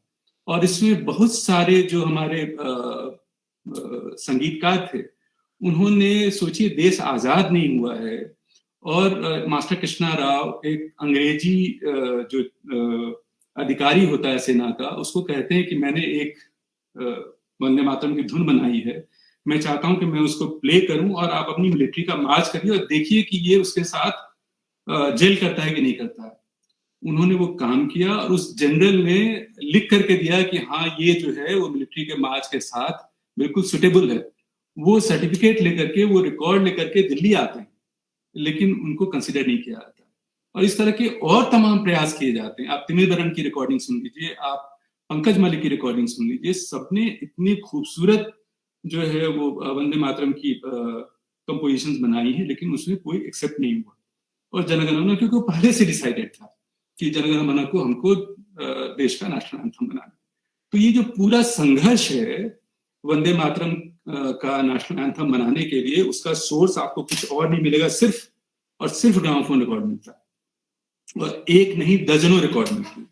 इसी तरह के तमाम और ऐसे स्रोत हैं जिस पर कि आप अलग अलग तरीके से शोध कर सकते हैं कि कैसे ग्रामोफोन रिकॉर्ड आपका जो मेन स्ट्रीम दूसरे सोर्स हैं इतिहास लेखन के, उसको न सिर्फ सप्लीमेंट करते हैं बल्कि ये अपनी अलग सत्ता बनाते हैं। और इसके हिसाब से हमको अलग तरीके से शोध करने की जरूरत है। संजय जी आगे थोड़ा ले जाइए प्लीज। तो आप देखिएगा कि इस पूरे फेज में ये जो करीब 42-43 साल की जो इसकी यात्रा है वंदे मातरम की ग्रामोफोन रिकॉर्ड के माध्यम से, उसमें कुछ जो है बिल्कुल देवी वंदना की तरह है, क्योंकि भारत माता को उन्होंने देवी की तरह देखा था। कुछ ने उसको बंदिश की तरह गाया, कोई राग है उसकी बंदिश की तरह गाया, किसी ने उसको मास सॉन्ग की तरह गाया। आपको अलग अलग मूड्स इसमें मिलते हैं, लेकिन सब में कहीं न कहीं देश के प्रति एक अनुराग, देश के प्रति जो उनका समर्पण, ये सब आपको इन सारे रिकॉर्ड्स में मिलता है। संजय जी आगे चलिए। और इसका जो इको है वो देश के अंदर तक सीमित नहीं था।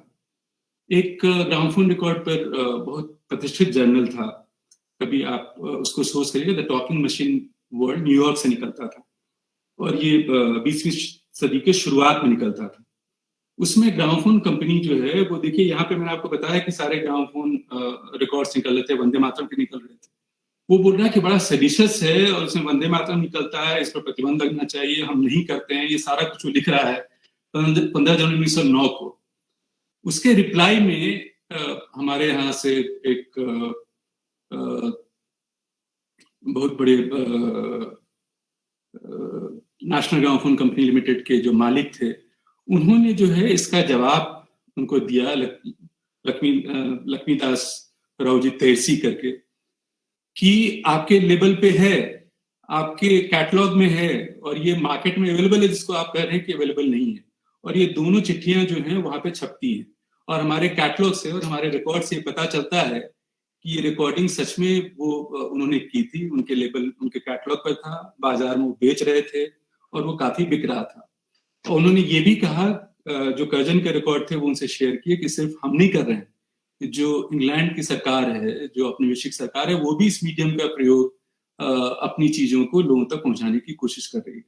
तो ये सिर्फ आपको जो सिर्फ इस स्रोत में नहीं, इसके जो सप्लीमेंट्री सोर्सेज हैं उसमें भी आपको इसको प्रूव करने के लिए या इसको और बेहतर तरीके से समझने के लिए बहुत सारे स्रोत अवेलेबल हैं, क्योंकि उसके जर्नल बहुत प्रतिष्ठित होते थे और बहुत अच्छे जर्नल होते थे ग्रामोफोन रिकॉर्ड के। आज की तरह मुझे लगता है फिल्मों को या संगीतों को समर्पित जो जर्नल हैं उसमें शायद कोई वैसा स्तर नहीं है जो आपको इस तरह के जर्नल में मिलते हैं, जो उसको सप्लीमेंट करते हैं इस तरह के डेवलपमेंट को। संजय जी आगे आइएगा। अब मैं आपको सिर्फ कुछ विजुअली चीजें दिखाने की कोशिश कर रहा हूं कि हमारा नेशनल एंथम सिर्फ जो है वो हमारे दिल में नहीं था, हमने इसको बाहर लिख दिया था। आप देखिएगा हिंदुस्तान रिकॉर्ड में वंदे मातरम है और लेफ्ट साइड में जो मैंने सर्किल किया उसमें लिखा हुआ इंडियन नेशनल एंथम। जनता, बाजार, लोग, कलाकार सब इसको इंडियन नेशनल एंथम की तरह लिखते थे, बजाते थे, गाते थे और शेयर करते थे। और यहाँ पे देखिएगा बीच में जो है जनगण मन अधिनायक है, इसमें नेशनल सॉन्ग लिखा हुआ है। मतलब जनता की भावना जो है आजादी से पहले उसके प्रति भी उनका आग्रह था। आप सब में देखिएगा उसमें इंडियन नेशनल एंथम लिखा हुआ और जनगण मन के लिए नेशनल सॉन्ग लिखा हुआ है। हमारे कॉन्स्टिट्यूएंट असेंबली में बिना किसी डिबेट के, बिना किसी कमेटी के गठन के, बिना किसी स्टैंडिंग कमेटी के बनाए हुए आप निर्णय ले लेते हैं कि ये जो है वो नेशनल एंथम होगा और ये हमारा नेशनल सॉन्ग होगा। ये बिल्कुल जनभावना के विपरीत था और उसके सबूत आपको ग्रामोफोन रिकॉर्ड में मिलते हैं। ये कोई छोटी मोटी बात नहीं है। आपके सेंटर के लिए मुझे लगता है कि ये एक क्रेडिट के लिए तो बिल्कुल उपयुक्त विषय है। संजय जी अगले पे जाइएगा प्लीज। तब होता क्या है, आप देखिएगा कि जो इंडियन नेशनल एंथम से होते होते अब निचले वाले यदि आप रिकॉर्ड पे देखिएगा उसमें लिखा हुआ वंदे मातरम के ऊपर इंडियन नेशनल कांग्रेस एंथम। मतलब जो नेशनल एंथम था, जो भारत का नेशनल एंथम था, उसको आजादी के बाद आप इंडियन नेशनल कांग्रेस एंथम में इसको कन्वर्ट कर देते हैं। मतलब आप उसको सांत्वना के रूप में ये चीज देते हैं। ये ग्रामोफोन की जो कहानी है वो इतनी शिद्दत से इसके बारे में बातें की जा सकती हैं और इतने समय तक बात की जा सकती है कि मैं आपको बता नहीं सकता। और हमारे आर्काइव में बहुत सारी ऐसी चीजें हैं जो मुझे लगता है मैंने भी अभी तक बहुत शोध नहीं किया है। करीब 7,000 के आसपास रिकॉर्ड हमारे पास पहुंचने वाले हैं और सारे चुने हुए रिकॉर्ड हैं। लेकिन जो फ्रीडम स्ट्रगल से रिलेटेड हैं वो तकरीबन 1000 के आसपास रिकॉर्ड मेरे आर्काइव में है। और मेरा आर्काइव उतना बड़ा नहीं है, बहुत सारे और ऐसे लोग हैं जिनके आर्काइव्स और बड़े हैं।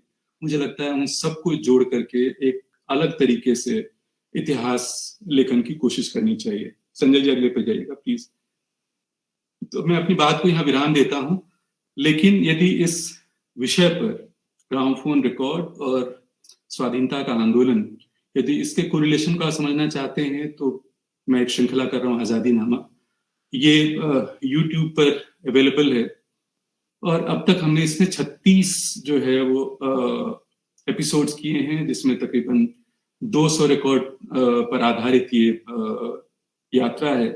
हर एक इस एपिसोड में नोआखाली से लेकर के, बिहार के दंगों से लेकर के, गुजरात के डेवलपमेंट से लेकर के, बंगाल के डेवलपमेंट से लेकर अलग अलग चीजों में जो आपको मेन स्ट्रीम हिस्ट्री में डॉक्यूमेंट नहीं मिलता है वो डॉक्यूमेंट आपको ग्रामोफोन रिकॉर्ड में कैसे मिलता है और कैसे आप भारत के स्वाधीनता संग्राम को और बेहतर समझ सकते हैं, उसको आप अप्रिशिएट करने के लिए यहाँ जा सकते हैं। संजय जी अगला। तो मेरी तरफ से इतना ही, नमस्कार। बहुत बहुत धन्यवाद सर। आज हम लोगों ने जो ये व्याख्यान सुना है अभूतपूर्व है, और मेरा आपसे एक विनम्र अनुरोध भी है आदरणीय अखिलेश जी कि हम लोग प्रयास कर रहे हैं कि जो भी व्याख्यान हम आयोजित कर रहे हैं उनको पुस्तकाकार प्रकाशित करेंगे, तो इसका एक लिखित रूप भी हमें जरूर उपलब्ध कराएं। हम आपसे पुनः संपर्क करेंगे मेल के माध्यम से, फोन के माध्यम से। और ये जो पावर पॉइंट में आपने जो ग्रामोफोन्स के विभिन्न स्वरूप दिखाए, इनको भी आप अगर उसमें शामिल करें तो बहुत अच्छा रहेगा। तो इस तरह का एक छोटा सा ही लेकिन हमें जरूर दें। आपका पावर पॉइंट ही एक्सटेंड करेंगे तो हो जाएगा मुझे लगता है, तो एक बार जरूर दें। और एक बात मैं जरूर कहूंगा कि माननीय प्रधानमंत्री जी ने जब यह कहा कि हमको भारत की आजादी का अमृत महोत्सव मनाना है और अपनी आजादी से जुड़ी, स्वाधीनता आंदोलन से जुड़ी चीजों को याद करना है, तो मुझे लगता है कि उनका अभिप्राय मुख्यतः यही था कि ऐसी चीजें जो जन जन तक नहीं पहुंची हैं, जिसको इतिहास के बियाबान में डाल दिया गया है या जिसको इतिहास की मुख्य धारा में नहीं शामिल किया गया, वह उसके बारे में लोग पढ़ें, सुने, समझें, जानें। और मुझे लगता है कि आज का आपका यह व्याख्यान इसी श्रृंखला की एक बहुत अच्छी और बहुत महत्वपूर्ण कड़ी के रूप में हमारे सामने आया है। मैं अपने विद्यार्थियों से अनुरोध करूंगा कि वो इस व्याख्यान को बार बार सुने, और आपने जिस आजादीनामा श्रृंखला की बात की उसको भी वो यूट्यूब पे जाएं और उसको देखें, उससे उनका बहुत ज्ञानवर्धन होगा। मैं आपका एक बार फिर से आभार व्यक्त करता हूं, आपको अभिनंदन करता हूं और इस महत्वपूर्ण व्याख्यान में आने के लिए आपका शुक्रिया अदा करता हूं। अब मैं आज के समाहार के लिए अपने विश्वविद्यालय के सम कुलपति और स्वाधीनता संग्राम तथा प्रवासी अध्ययन केंद्र के निदेशक आदरणीय सत्यकाम सर को अनुरोध करता हूं।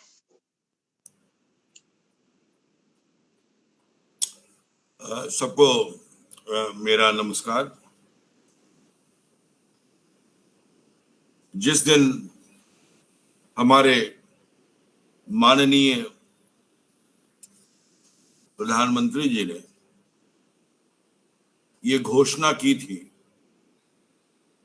कि भारत की आजादी का अमृत महोत्सव मनाना है, और हमारे कुलपति महोदय ने मुझे अनुमति दी थी कि मैं 75 व्याख्यान श्रृंखला का आयोजन कर सकता हूं।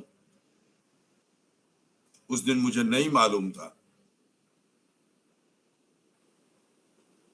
कि जिस अमृत मंथन में हम लोग शामिल हैं उसमें अमृत और विष दोनों ही निकलेगा। ये 35वीं श्रृंखला है और इस 35वीं श्रृंखला में हमने बहुत से पक्षों पर व्याख्यान श्रृंखला की है।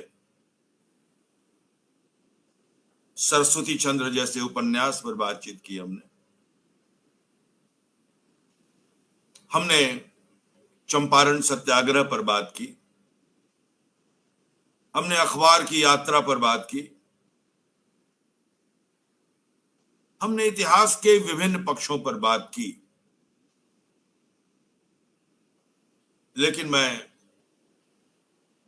अतिशयोक्ति नहीं कह रहा हूं। आज का व्याख्यान केवल एक व्याख्यान नहीं था,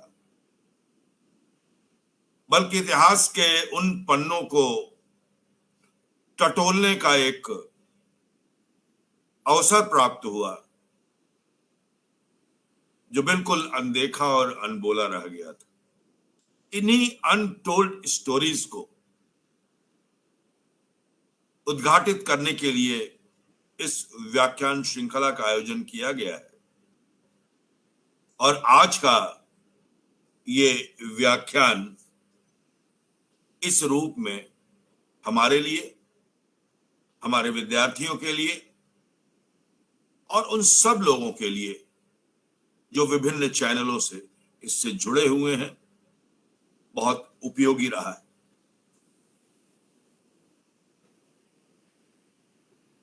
अखिलेश जी से भावनात्मक रूप से तो मैं बचपन से जुड़ा रहा, लेकिन कहते हैं ना कि समय के मेले में दो भाई खो जाते हैं, और उन दो भाइयों को मिलाने का कोई सूत्र होता है तो राघवेंद्र जी ने ये भूमिका निभाई। मैं बहुत आभारी हूं, इसलिए नहीं कि केवल अखिलेश जी से वर्चुअली ही सही हमें मिलाया, बल्कि एक ऐसे पक्ष पर बातचीत करने के लिए हम लोग इकट्ठे हुए जिसमें इतिहास की बारीकियों को समझने का प्रयास किया गया। जैसे एक बहुत ही महत्वपूर्ण वक्तव्य दिया अखिलेश जी ने, it is more heritage and less history. बहुत समझने की बात है कि विरासत और इतिहास कैसे अलग है और विरासत की क्या महानता है। और सबसे बड़ी बात, वंदे मातरम और जनगण मन। जनगण मन आज हमारा राष्ट्रगान है। हम उसके प्रति, अपने संविधान के प्रति पूर्णतः निष्ठावान रहते हुए सम्मान करते हैं, हर एक कार्यक्रम के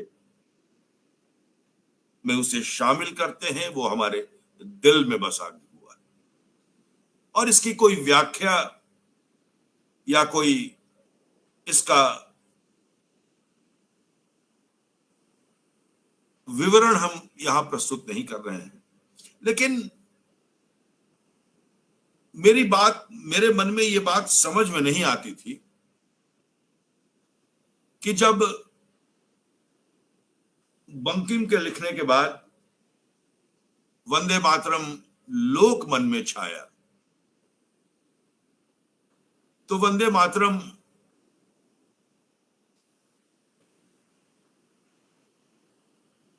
आजादी के बाद नेशनल एंथम क्यों नहीं बना, ये जानकारी मुझे नहीं थी। हाँ, ये जानकारी थी कि इस पर बहुत ज्यादा डिबेट नहीं हुआ और सर्वसम्मति से जनगण मन को स्वीकार कर लिया गया, ये इतना मुझे मालूम था। लेकिन ये नहीं मालूम था कि आजादी से पहले इसे नेशनल एंथम का दर्जा मिल गया था। और ग्रामोफोन, ये तो मेरे लिए बिल्कुल नई जानकारी है, क्योंकि कि ग्रामोफोन में के जरिए जो आजादी के प्रति जो एक भावना थी, वो भावना कि भाई अगर वंदे मातरम नहीं गाओगे तो फिर तुमको ऑडियंस, तुमको लिसनर्स नहीं मिलेंगे, या फिर जो बड़े गायक थे वो कहते थे कि नहीं, पहले मैं वंदे मातरम गाऊंगा, उसके बाद अपने कोई गीत गाऊंगा। ये हमारे आजादी की लड़ाई का एक नया पक्ष है। और आप देखिए कि इतिहास के जो विद्यार्थी हैं या इतिहास पर जो लोग शोध कर रहे हैं, वो बताते हैं कि इतिहास राजा महाराजाओं या तथ्यों का इतिहास नहीं होता है, आकलन नहीं होता है। और इतिहास का दायरा अब बहुत फैल गया है, और इतिहास को जिस अंदाज से अखिलेश जी ने प्रस्तुत किया, वह अंदाज बिल्कुल नया है। मैं ये नहीं कहता हूं कि अखिलेश जी से पहले इतिहास को इस अंदाज में किसी ने पेश नहीं किया, लेकिन मैंने पहली बार सुना कि इतिहास को इस रूप में भी देखा जा सकता है, एक विरासत के रूप में भी देखा जा सकता है।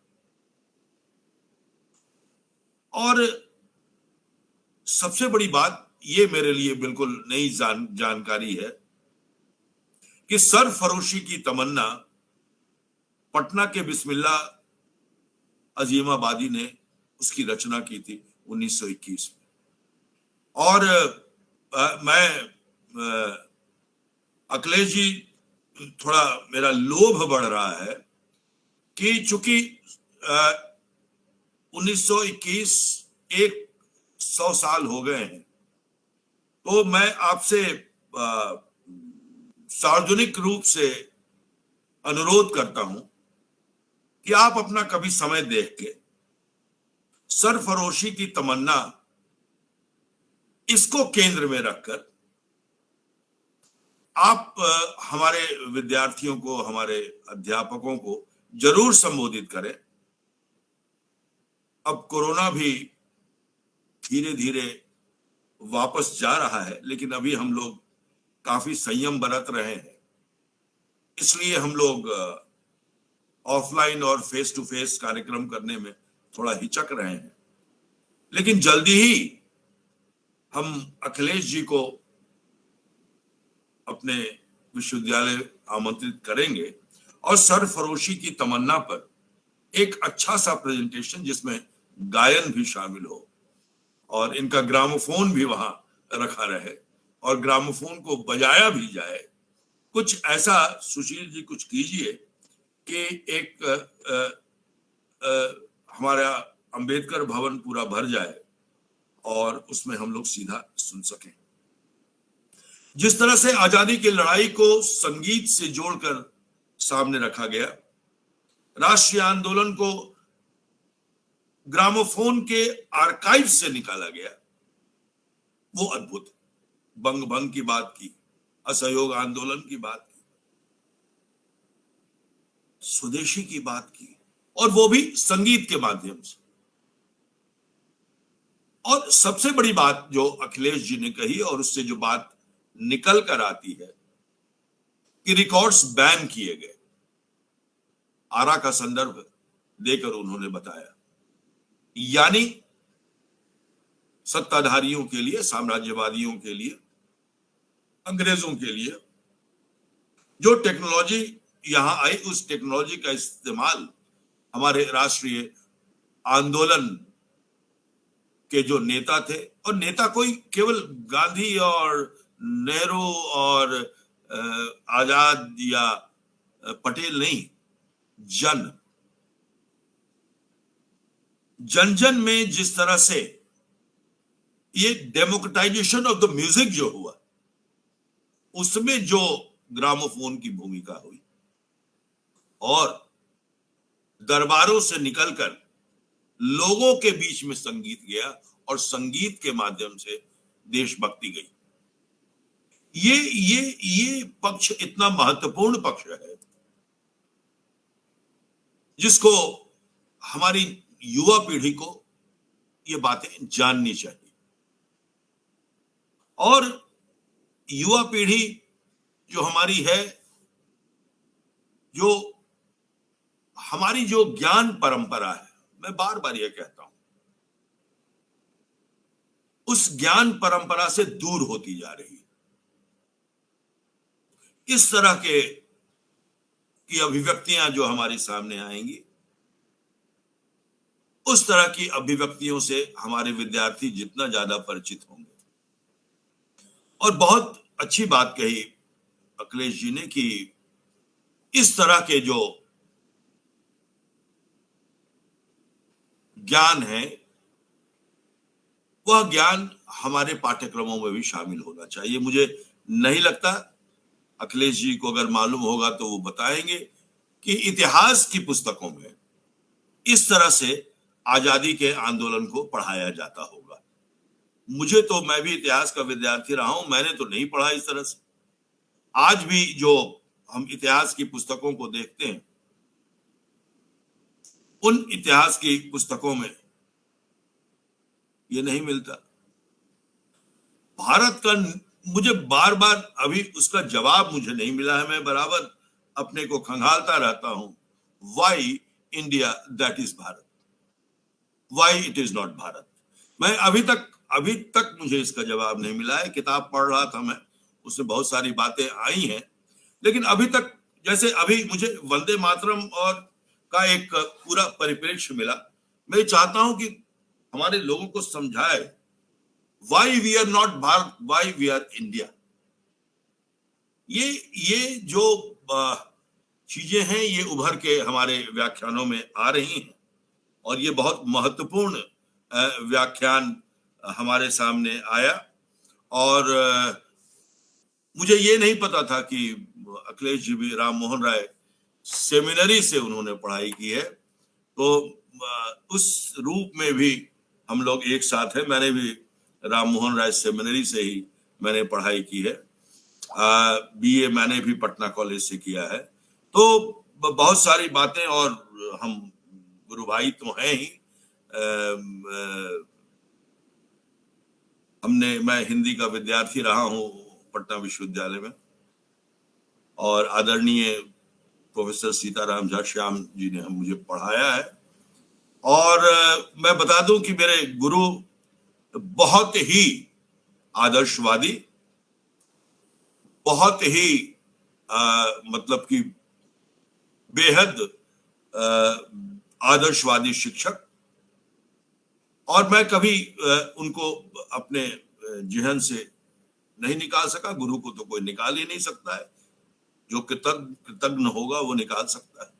तो ये जो पूरा का पूरा संदर्भ है, मैं सुशील जी से ये अनुरोध करता हूं कि ये संदर्भ अपने ज्ञान दर्शन चैनल पर फिर से इसको टेलीकास्ट कराएं, और जो हमारे और भी चैनल्स हैं स्वयं प्रभा के, उन स्वयं प्रभा के चैनल्स पर भी इसको रिपीट करवाएं, इस टेलीकास्ट को, आज जो व्याख्यान हुआ है, ताकि दूर दूर तक लोगों तक आवाज जाए और वंदे मातरम की सच्चाई सबको मालूम हो।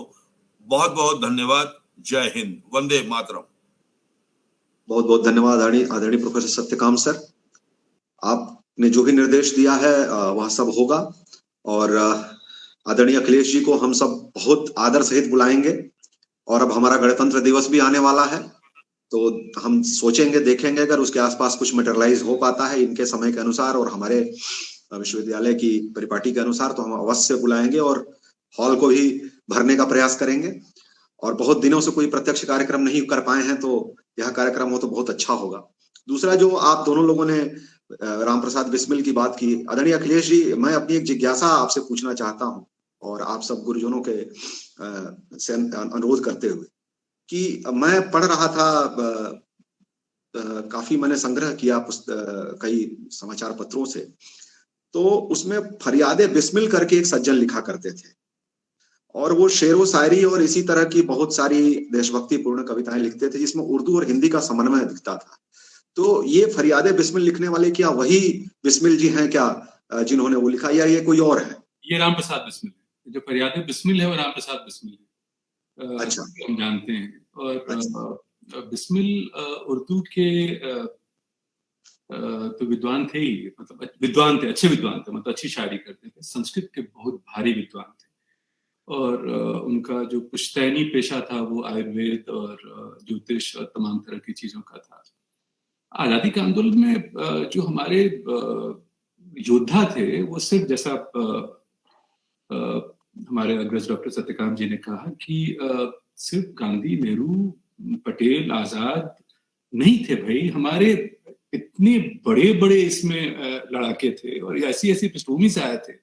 आपको दो उदाहरण में देता हूँ, पंडित माधव शुक्ल का, जिन्होंने लिखा था कि मेरे माता के सर पर ताज रहे। आप उनकी कविताएं यदि पढ़ लीजिएगा तो मुझे लगता है कि इस देश में यदि किसी को भारत रत्न मिलना चाहिए था तो माधव शुक्ल जी को मिलना चाहिए था। कदम कदम बढ़ाया जा, आप यदि पंडित वशिष्ठ शुक्ल को सुनेंगे तो आपको लगेगा कि भाई हमने इनको कैसे छोड़ दिया। आप यदि काजी नजरुल इस्लाम को सुनेंगे और उनका योगदान आप भारतीय स्वाधीनता आंदोलन में सुनेंगे तो आपको लगेगा कि हमने कैसे कैसे लोगों की कैसी उपेक्षा की है। मतलब आपने किसी को पद्मश्री पे छोड़ दिया, किसी को पद्मश्री भी नहीं दिया, कुछ और नहीं किया, और पता नहीं किसका किसका नाम हम किस किसी के लिए लाते हैं। इन्होंने हमारे देश को बनाया है।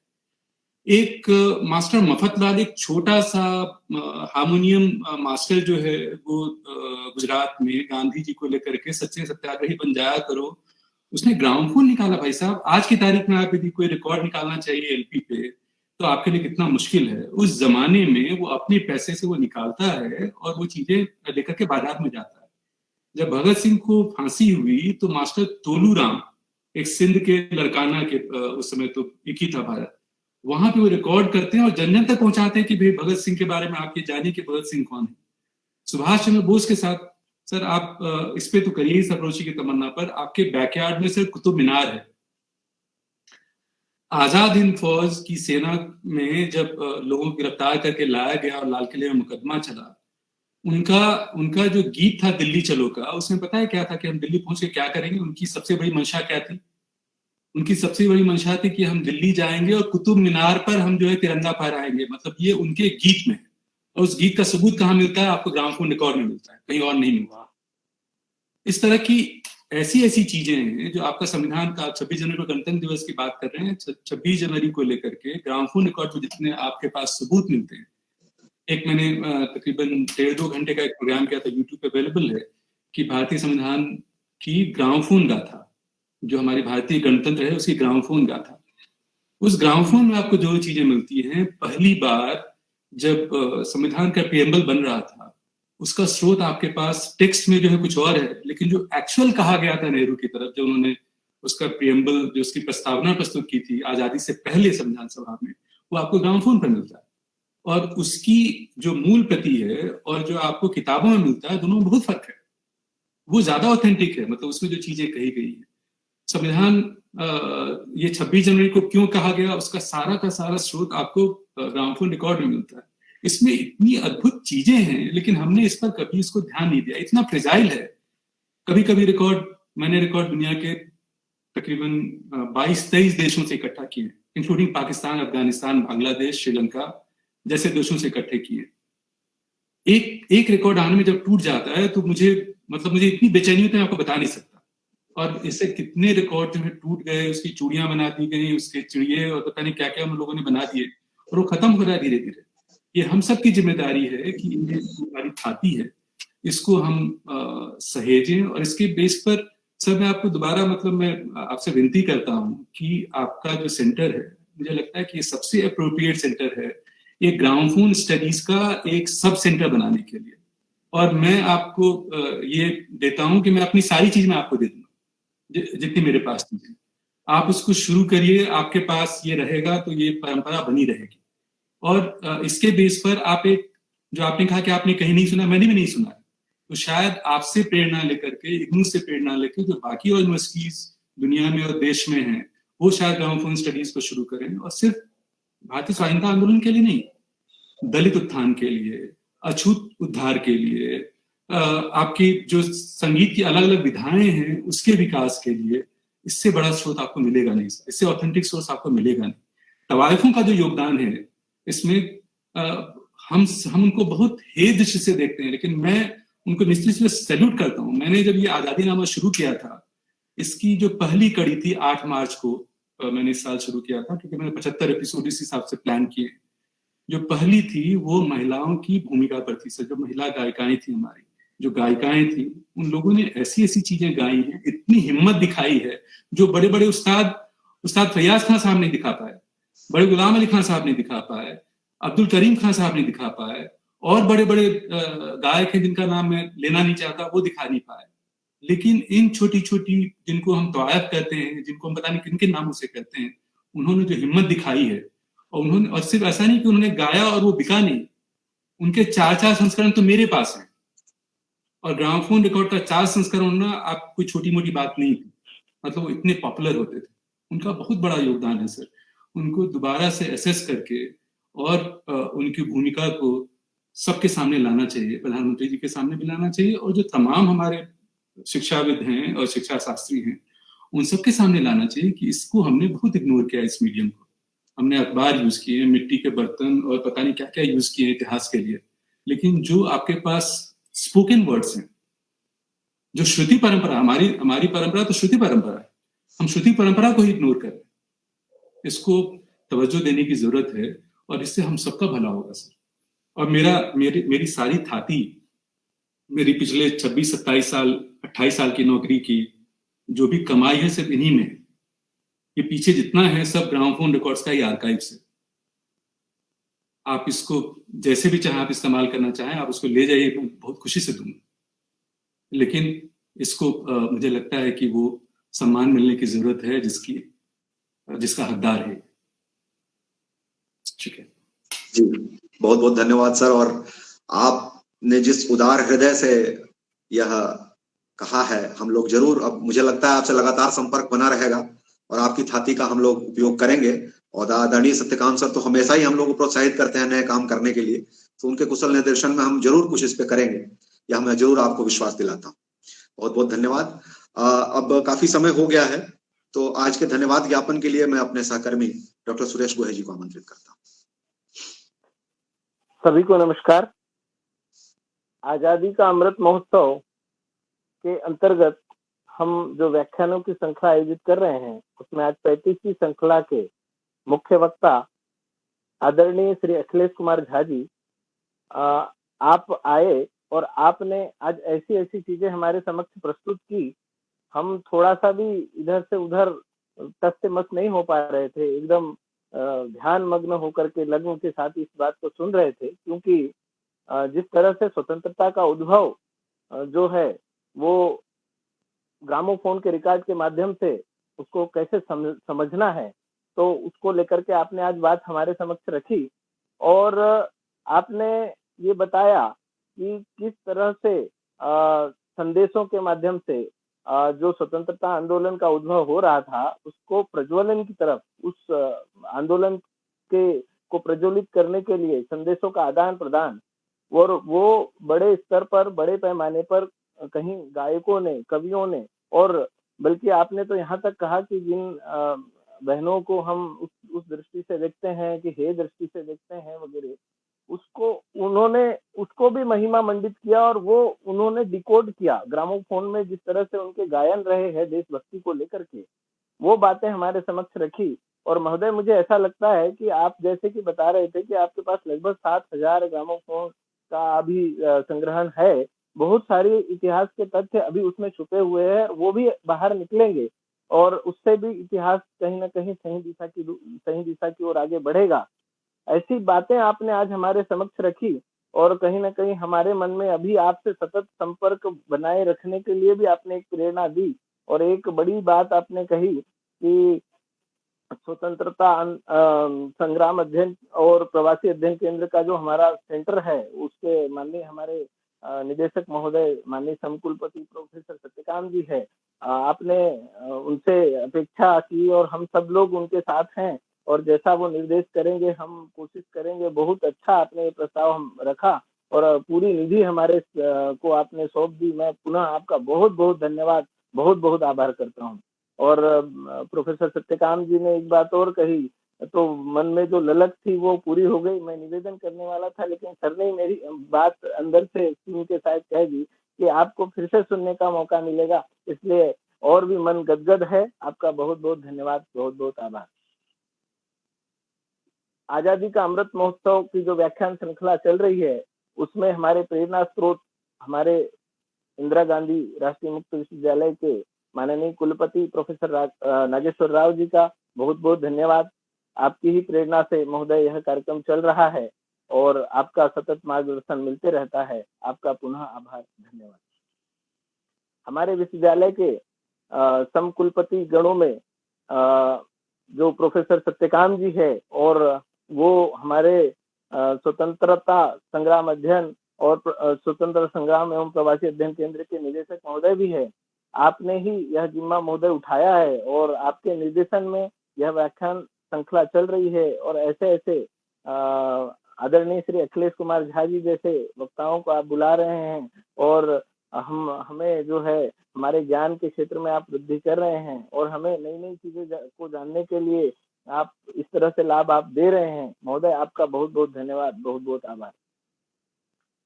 विश्वविद्यालय के समकुलपति professor RP Das ji, professor Sumitra Kukreti जी, प्रोफेसर उमा कांजीलाल जी, आप सबका भी बहुत बहुत धन्यवाद। आपका भी हमें सहयोग मिलता रहता है, बहुत बहुत धन्यवाद, आभार।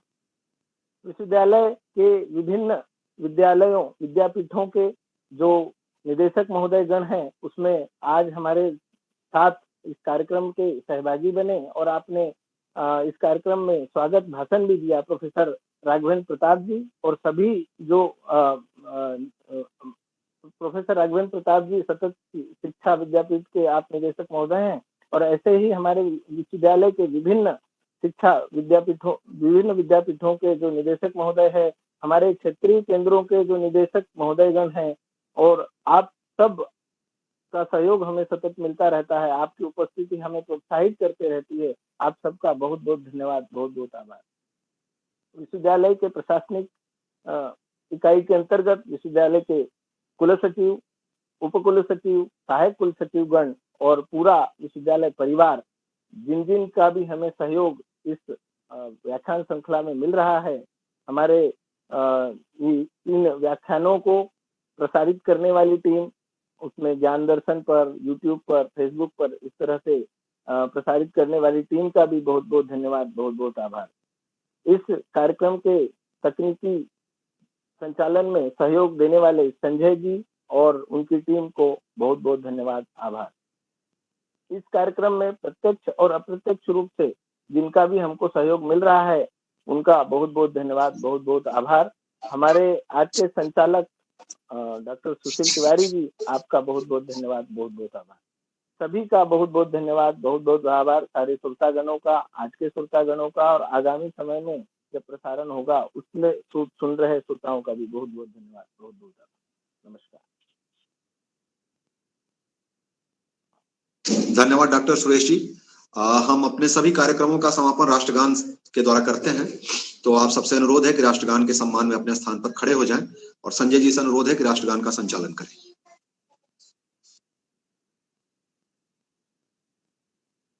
जन मन अधिनायक जय हे भारत भाग्य विधाता, पंजाब सिंधु गुजरात मराठा द्राविड़ उत्कल गंगा, विंध्य हिमाचल यमुना गंगा, उच्छल जलधि तरंगा, तब शुभ नामे जागे, तब शुभ